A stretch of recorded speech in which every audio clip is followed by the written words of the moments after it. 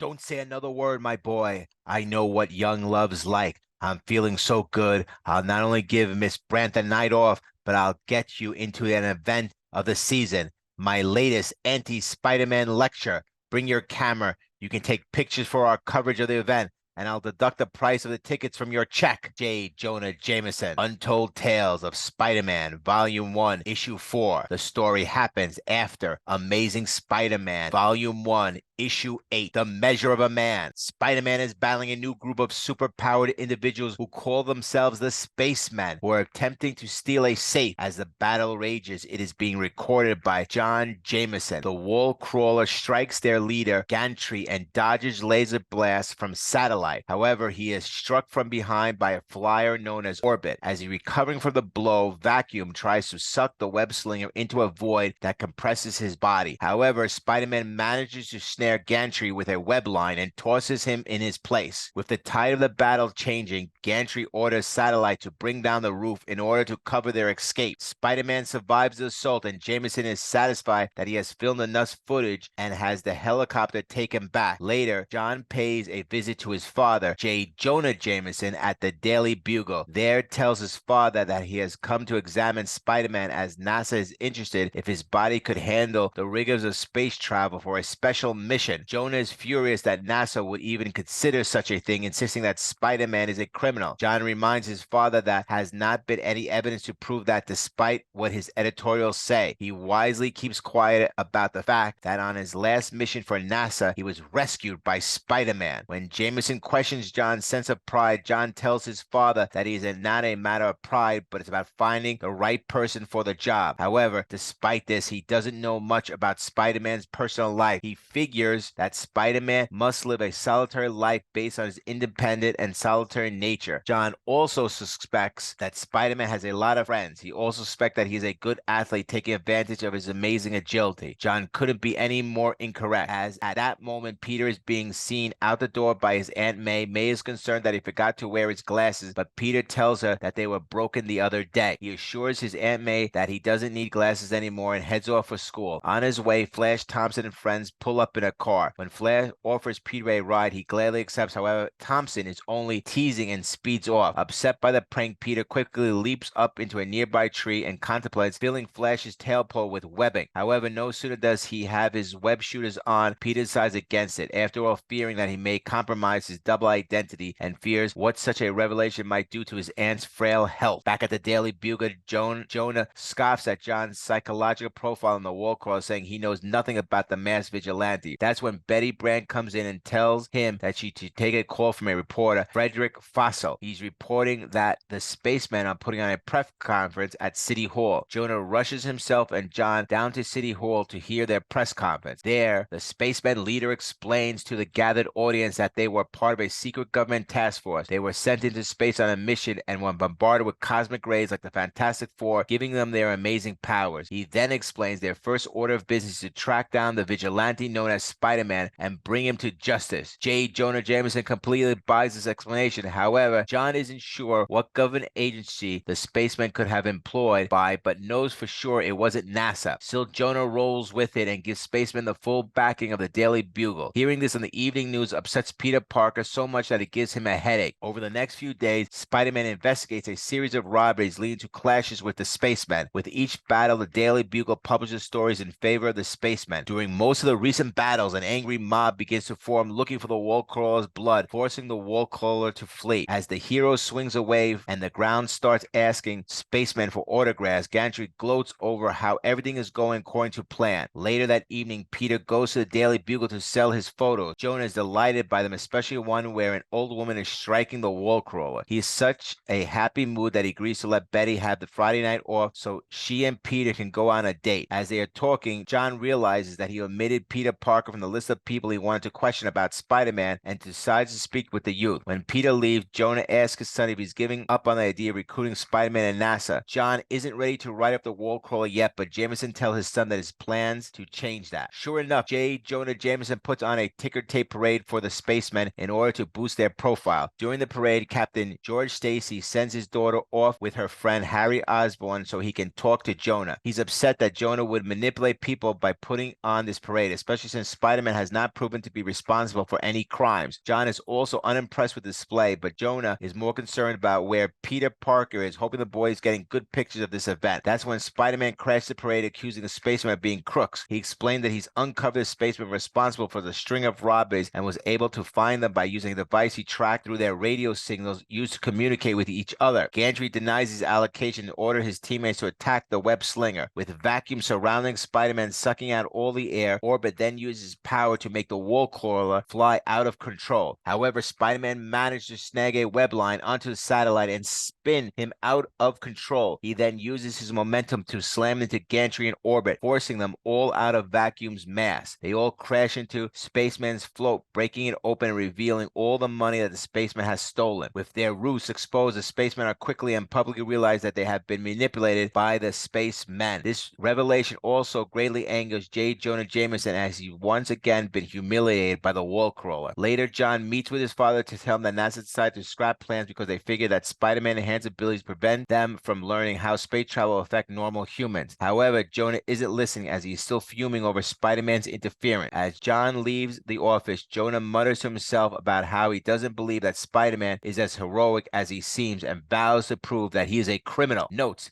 Spider-Man saved John Jameson's life in Amazing Spider-Man #1. Peter's glasses were broken by Flash Thompson in Amazing Spider-Man #8. The Fantastic Four got their powers from cosmic ray bombardment as seen in Fantastic Four #1. Spaceman first appearance, Gantry first appearance, Orbit first appearance, Vacuum first appearance, Satellite first appearance. The next issue, Untold Tales of Spider-Man Volume 1, Issue 5, Vulture on the Wing.